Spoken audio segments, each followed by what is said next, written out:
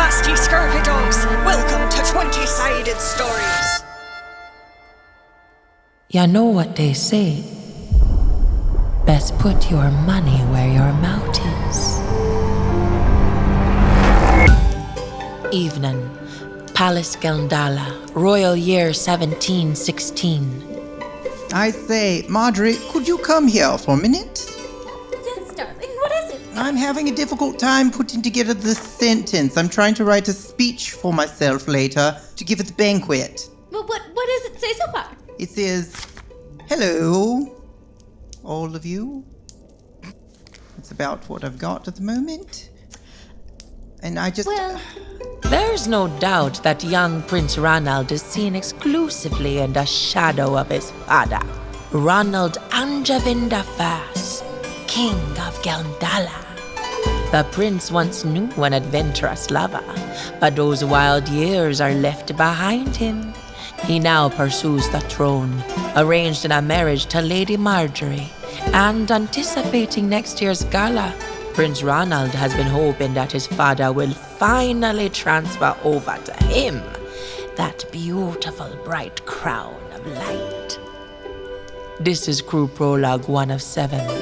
Prince Ronald, the Financier. I'm supposed to say some nice things about the people here at the court No, and darling, do what you do best. Just talk about yourself, darling. Be natural, darling. talk about me. Yes! I figured you might be tired of that. How could I be? You know, I always felt like this arranged marriage that we've got coming up between us, you didn't actually love me, and so, well... That's a lie. I've always loved you, darling. From the very beginning.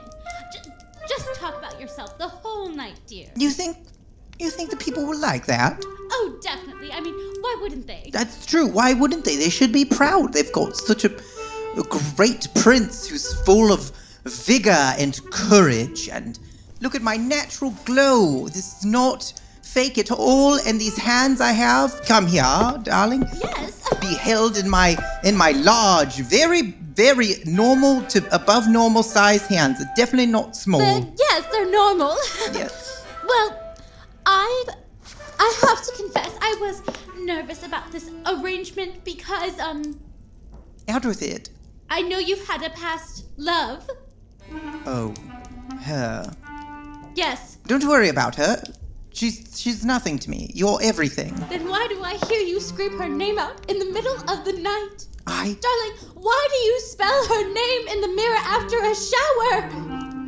I thought those fits were done. You have crocheted things with her name on them. Damn you, hands. You studied needlepoint, which I've never seen anyone take up so quickly just to spell someone's name over and over. Oh, you know, they say you must start with trash before you move on to gold, and that's where I see her. Her name is Trash, and so that's what I'm practicing with. There is a painting of her. No more feelings. The love I have for her is totally there, but in the gone fashion. Knock, knock, knock, knock, knock. You can just knock on the door. You don't have to say it. Come in. I have a flower delivery for Lady Aosi. Oh my God! Oh my God! Who sent this? Who? You did! I almost wrote the name incorrectly on the card because of my needlepoint. Damn you, hands! I'm just gonna set this on the little end table right here. Tally-ho. Guards, grab that man and put him in the cellar. Oh, what the fuck? You can't arrest the messenger. There you go, pick him up. There you are. That's not Good. fair. Twirl him around. Not that. Lady Margery, is there anything you would like to do to this traitor to our kingdom? Just take him downstairs. Right, put him in the cellar. The cell, not the one with the wine. Not fair. Not fair. You're not fit to be a king. Ronald, that is the 5th servant this week that you have sent down to the cellars. They keep making the mistake that it is corrected. I don't care about Lady Aosi. I love you, Lady Aosi. Margery! I love you, Margery. Lady Margery? I'm leaving. No! Yes! Yes! I can't grasp you you. My don't- hands are too small. Lady Margery, don't go go out to the balcony. It's dangerous. Don't tell me what to do, Ronald. There's peasants out there. They can see you and perhaps even throw rubbish at you. What? Indeed, they've got plenty of it. What? Is this how peasants work? Apparently, they just create and consume rubbish and they throw it at each other like orangutan. It's madness. Watch your head! Oh, Margery, you've got some fecal matter on you. Oh my god! The baby's disappeared! Oh, there it is again. You must get inside. I'm going, Ronald. Look, it's that prince! It's that stupid prince! Oh, they even think you look like a man now. What? Because of all the shit on you. I'm going inside and I'm taking a bath. Lady Margery, you civilians down there ruin everything. Rubbish! Why don't you go cry to Daddy? He won't talk to me. He's very busy. He's a very busy man making a lot of deals. Tremendous deals. Big, huge deals. You listen here, you young fellow. You have ruined my life. Your How parents so? have ruined my life. How is that even possible? Grandparents have ruined my life. I've literally done nothing politically. I lost a hip because of the king. It's true. That's the king. That's not me. I'm much better. I've done nothing to you, so I can't have ruined your You're life. his son, aren't you? Indeed. In blood and in picture, I'm a younger looking version, more handsome, probably stronger. You! Oh, I can't believe this twat is in line to be king. but I'll be a better king. I will be the best king, a tremendous king. You'll love me. I promise. Why? A piece of parchment there. Sure looks like Excuse me, peasants. Please, shut your dirty little mouths. I have words. Rude? Right. Okay. I'm going to practice my speech on you for the banquet later. Could you give me some constructive feedback? Yes. But, it'll cost you. That's right, it does. It's costing me right now. I'm wasting time with you. So make something valuable out of this. It's the best thing for you. Let me lift you up. Just get on with it. Say the speech. Hurry it up.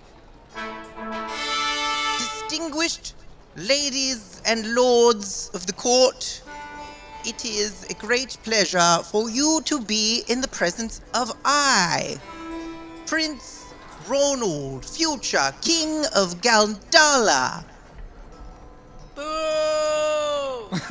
You're right. I shouldn't address them directly. I should talk to them as if they're not in the room.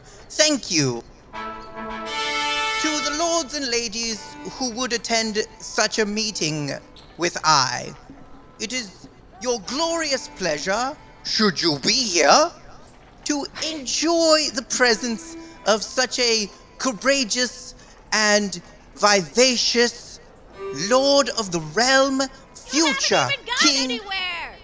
You're right. I need to move You're this. just throwing in I need to adjectives move in the middle this- of the sentence. Shut up, you! Guards, grab that man and pop off one of his feet. Now, you're right. Ow! I should move along with the speech. I'll do it much faster. Right, thank you. To the lords and ladies who may or may not have the pleasure of being in the presence of such a wondrous, godlike figure that is to be Ronald Jr., the second future King of Galdala, I bequeath unto you this greatest of presents for you to unwrap, and that is the clothing that I am wearing, for I am the present, and I wear no clothes. Wait. Why are you all of a sudden naked? You're right. They don't deserve to see this glorious body. Let me start over.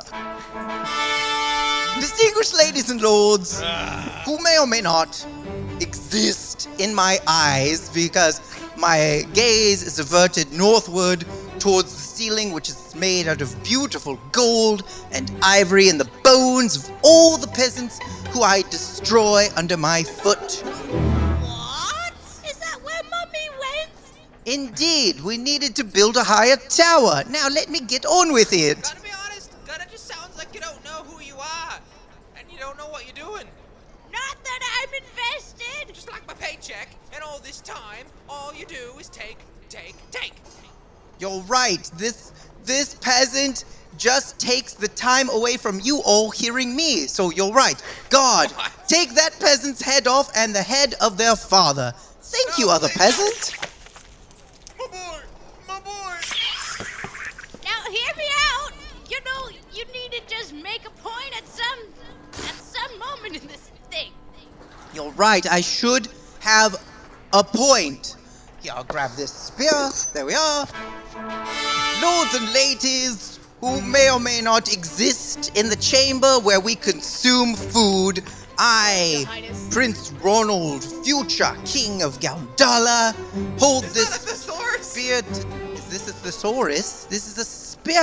No, on your other hand. Here, I'll show you. Your Highness. Yes, you with the hat that looks kind of like a bird. God.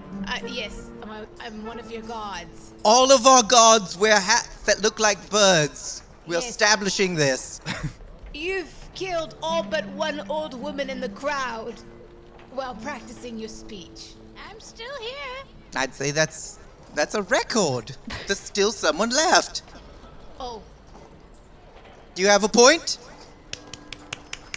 Thank you. if I may, I'll make a speech. I don't have time for that. I must get to my fiancé. Servants, draw a bath for us. In what style, sir? Charcoal? Ink on paper? Oh, I love you, Cummingsworth. You're so funny. Ronald, a meager prince or a confident king? Father Time will tell.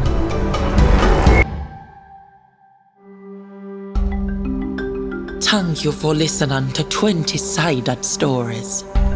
Prince Ronald was played by Greg Reasoner. Additional voices provided by the whole cast. Editing, sound design, and music by Sage G.C. A very special thanks to all our wonderful Patreon supporters who make this show possible. Podcast directed by Sage G.C.